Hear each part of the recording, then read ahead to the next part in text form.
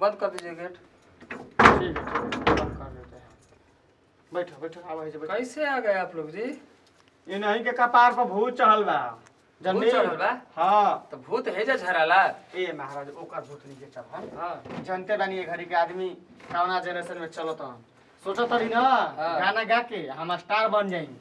बहुत तो खुशी के बात बा महाराज जी। मैं घर द्वार पर परिवार सब बढ़िया से कमाए मन जिए खाए लगी स्थिति बदल जी गाड़ी छकड़ा हो जी बहुत बढ़िया तजबा। देखी हम ना हर जगह ना स्टूडियो में गाना गावा के देख रहे बानी कहीं सक्सेस नहीं के भइल।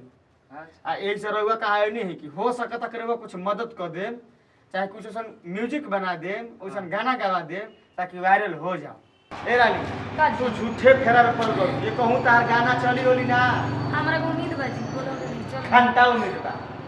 लोगों ने खींचा हाथ के हम आगे बढ़ी। हम तो चाहते बानी कि आगे बढ़ लेकिन का करी हमार ना नस फटता।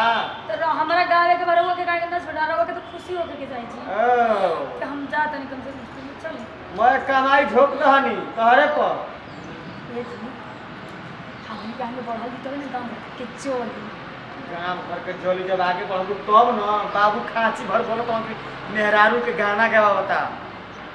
हम तो कहम ना कि तू काम छोड़ अब तू परिवार संभाला मत दे। परिवार भी समारोह का गाना भी है हम दोनों चीज करो सब चीज करो। ये के जाने एक का बार तारा लेके मन में चल। सोच हो गइल बा ना ए जे बोले के चल सब दुनिया के फेरे मत करो उसन आदमी बावन तब आता रहता तू ना हो खबू तारा अंदर उतना टैलेंट नहीं थे। तो ठीक है कोशिश करम ना हम तो हो जाई बच्चा ना हो हम ये तो देख ली अच्छा नहीं हमार ना कमात कमात गाछ फटल बा तहारा कौन सी तहारा खाली जाके स्टूडियो में कह देवे के बा अच्छा उधर रुपया निकाल घस दे दे पेट्रोल पर पच जाई। ये जी अपना बारे में कब सोचले बड़ू दिन रात के पैसे से काम करी सोच ले बनी जाएंगे बड़ा तो पैसा खूब नहीं आई धक्का धोखा चल तार जब ये जीत बा ना जान तो तू का करबू एक दिन ना हमको रोड पर लिया देबू हाथ में कटोरा दे देबू हम घूम घूम भीख मांगम दे दे राम दिला दे राम अगर ओइसन न बता गई तोहरो के साथे साथ कटोरा धरा दे आ गांव गांव घुमा घुमा भीख मांगवा दे। हमारा बात वो भीख मांगत जी वो भी जगह सुंदर मेरा मित्र पैसा मत कहो कताना आदमी के देख सुनले बनी ना कि गाने गावे के चक्कर में खेत बेचा गई टुकड़ा बेचा गई कि हरो के टेढ़ ना भई कुछ ना तो ये जी जाए जी कुछ भी कहो रवा कोई भड़कावले बा जब ये वैसे कहत नहीं देखिए वो कभी ऐसा ना करे वो तो बात बोले बा लेकिन हमारा के बहकावले नहीं के हो हम जानत नहीं कुल के बारे में कि आदमी ना सक्सेस बनता उहे जे भाग के तकदीर के तेज होई ना उहे काम में सफलता हासिल पाई। चल तो कोशिश करके आ जाए ना हम चल देखो हाँ खुले है आ जाइए। ठीक है आओ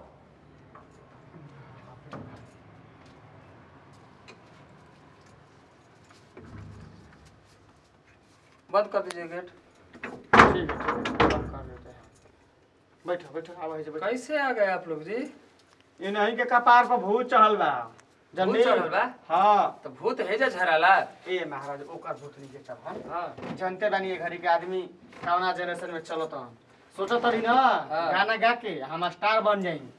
बहुत तो खुशी के बात बा महाराज जी। मैं घर द्वार पर परिवार सब बढ़िया से कमाए मन जिए खाए लगी स्थिति बदल जी गाड़ी छकड़ा हो जी बहुत बढ़िया तजबा। देखी हम ना हर जगह ना स्टूडियो में गाना गावा के देख रहे बानी कहीं सक्सेस नहीं के भइल। अच्छा। आ एक से रहुआ कहा नहीं है कि हो सकता कि रहुआ कुछ मदद कर दे चाहे कुछ ऐसा म्यूजिक बना दे वैसा गाना गवा दे ताकि वायरल हो जाओ। अच्छा गाना गावे पहले से? हाँ गाना गावेली गाना गावेली। अच्छा गाना गावे ना? हाँ। बहुत जगह गा चलो। देखी बक्सर लगी रही अच्छा पटना लगी रही। वाह और ये ए जी चुप ना रहो। सासाराम लगी रही माने जहाँ लेके जाके तहाँ हम गाना गवा दिले बनी लेकिन अच्छा फिर माने कायदे का म्यूजिक है या कुल डायरेक्टर ना मिला? हाँ ना ना उहे बात बा देखी रउआ से हाथ जोड़िया बा। ठीक भाई माई के गोड़ लगा जय हो शुरुआत करा ए जले आज गावत तो देखी तो कि कैसे गावत का क्वालिटी बा काहे नहीं को भाई तार सक्सेस जोकत गाना तार काहे नहीं के चमकत है मैं गई ह आइला है कर कान में लगा ला देखू बढ़िया ले एकदम सुर ताल में गई ह ठीक बा।